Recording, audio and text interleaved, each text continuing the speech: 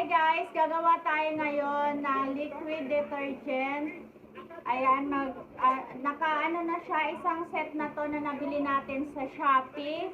Ayan, paghalo-haluin lang to, meron naman siyang, ayan o, yung steps kung ano yung unang ilalagay. May direction naman siya kung paano gagawin. So, let's do this! So guys, meron na tayong tubig dito na 14 liters. Ayan. Tapos una ilalagay natin ito. Ayan siya. SLES. Basta meron yan dyan.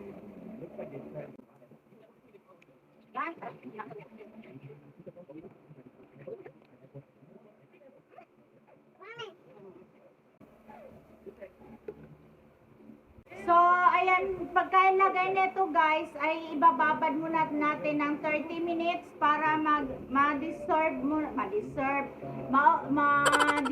muna niya yung tubig. Then, later, babalikan natin after 30 minutes. So, ito na guys, naka 30 minutes na. So, ilalagay na natin itong degreaser. Ayan. Ilalagay na natin to.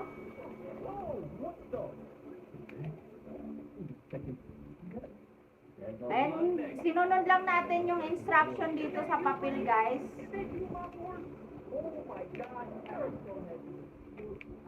At saka ito, isama na rin natin tong foam booster.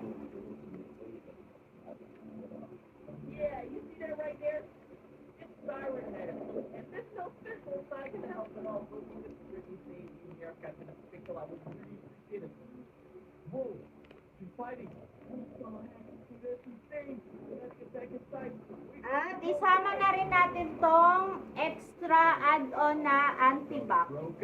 Gotta get another drone because I really want to do metal, but I want to do it from the safety. Oh, let's just pull that drone right now. Bango. They're fighting there.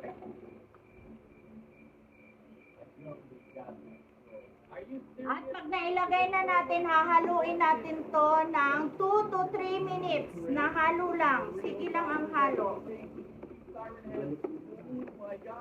Yan, haluin lang ng maigi. 2 to 3 minutes guys.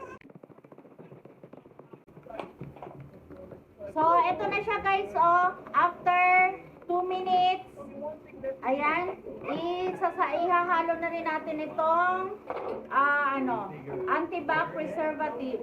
Ayan siya.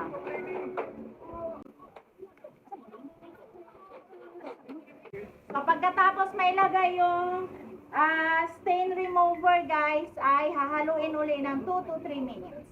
So, ito after 2 minutes, ito naman ang ilalagay natin.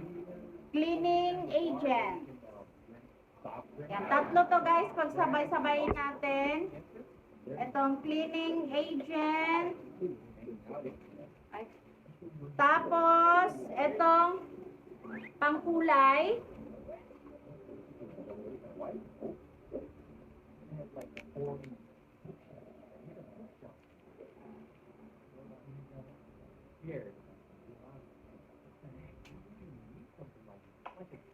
At yung scent niya, Ariel scent yung nandito sa atin.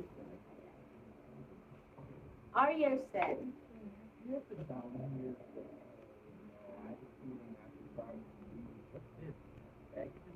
Bango. Ariel nga. Ariel nga.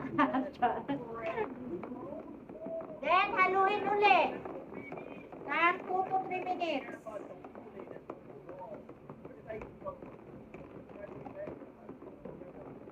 Yan, ang ganda ng kulay. Blue na blue. So, ito na yung final na ilalagay guys, ay ang sodium chloride. Ayan, last na to.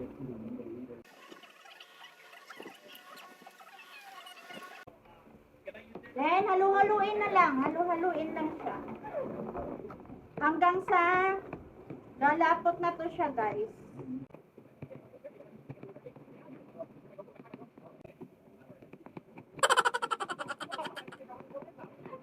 After ilang minutes na paghahalo, guys. Ganito na siya, oh.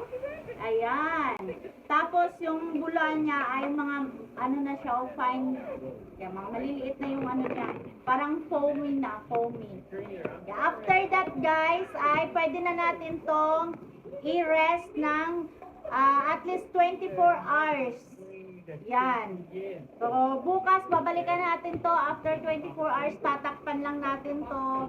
Then, papakita ko sa inyo kung ano ang result niya after 24 hours. See ya!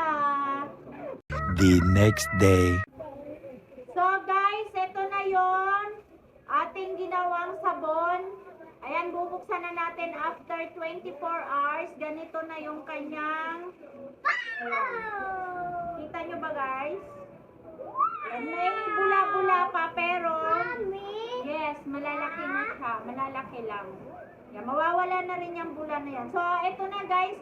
Ready na yan. Pwede na yan gamitin. So, ilalagay na natin siya sa ganito.